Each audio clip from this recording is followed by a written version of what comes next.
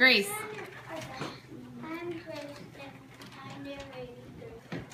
I'm Deb, and I'm the male. I'm Owen, and I'm narrator too. I'm Ray, and I'm the daughter. I'm Betsy, and I'm narrator 1. Owen. I'm Isaac, and I am Rumpelstiltskin. I'm Jonah, and I am Rumpelstiltskin. I am Marcus, and I am the king. I'm Grace, and I'm the messenger. Go. Once there was a miller who was poor, but who had a beautiful daughter. Now it happened that he had to go speak to the king in order to make himself appear important. He said to the king, I have a daughter who is faithful to gold. Sit down. Why does everyone think they're sitting on a desk? If your Who's him? that is an art which pleases me well. If your daughter is clever as you say, bring her tomorrow to my palace and I will put her to the test. And when the girl was brought to the king, he took her into a room quite full of straw, gave her a spoon and a reel, and said, Oh, now set to work. And if by tomorrow morning early you have not spun the straw into gold in the night, you must die. Thereupon the king himself locked up the room and left the young girl in it alone. So there sat the poor miller's daughter. For the life of her, she could not tell what to do. She had no idea how straw could be spun into gold. And she grew more and more frightened until at last she began to weep.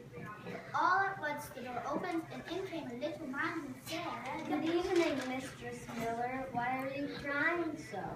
Alas, answered the girl, I've just been shown to gold and I don't know how to do it. What will you give me if I do it for you? Asked the awkward man. My necklace.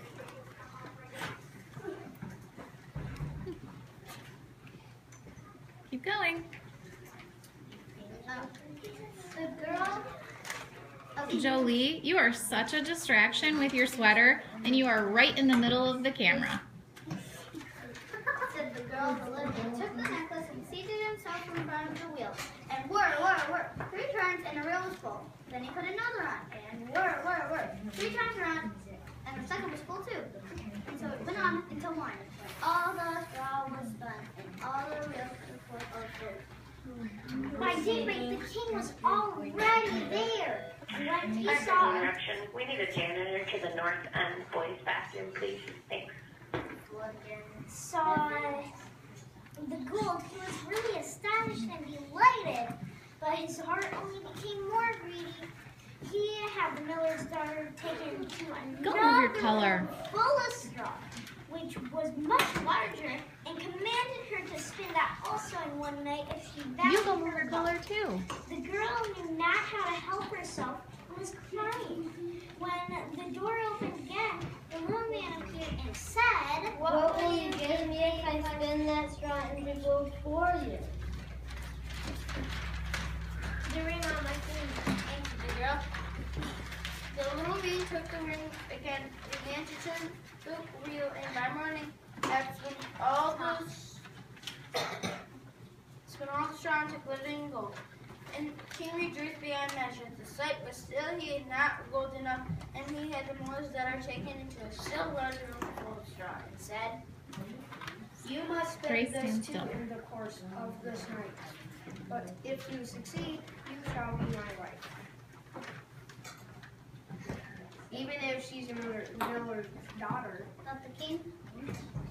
I could not find a richer wife in the whole world. Why don't you go to your desk where you're When supposed the to be? girl was alone, the little man came again for the 3rd time and said, What will you give me if I spin the straw for you this time also?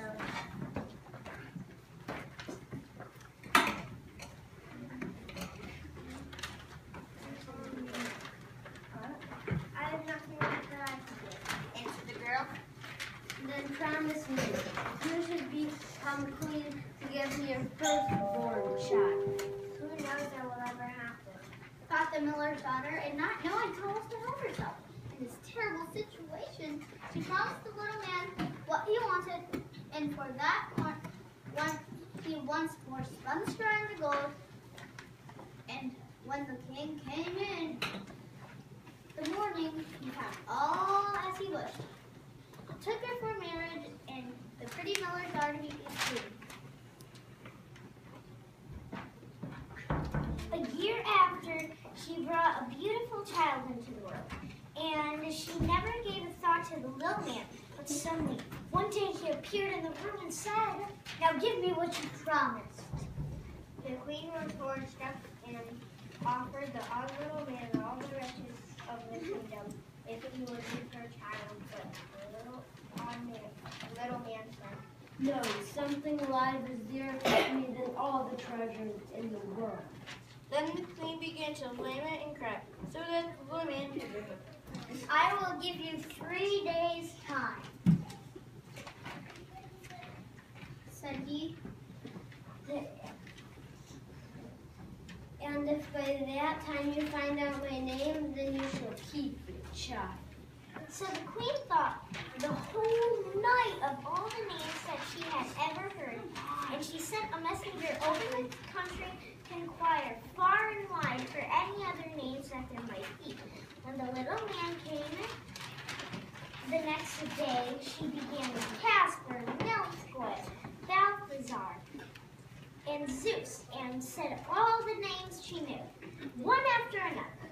But to everyone, the odd little man said, "That is not my name." On the second day, she inquired in the neighborhood as to the names of the people. Then she repeated to the little man the most uncommon and curious.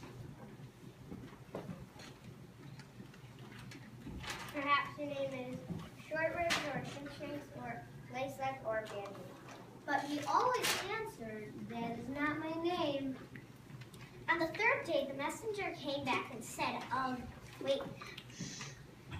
the third day, the messenger came back again and said, "I have not been able to find any new names, but as I came to a high mountain at the end of the forest, where the fox and the hare lived each other good night, there I saw a little house.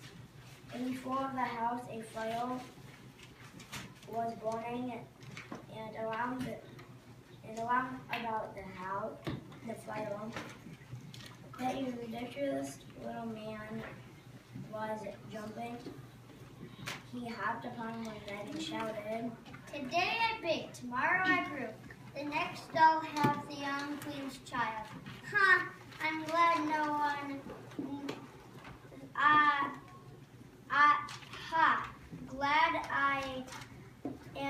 that no one knew that Rumpelstiltskin, I'm stuck."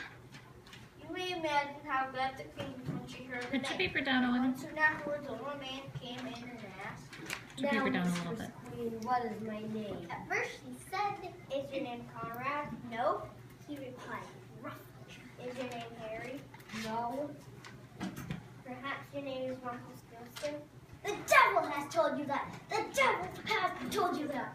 Cried the little man. And in this game, when he exploded his right foot so deep into the Put earth, your paper down, that his Owens. whole leg went and that foot touched right into, he stomped his left foot so hard that a hole opened up in the earth, and into which he fell, and he was never seen again.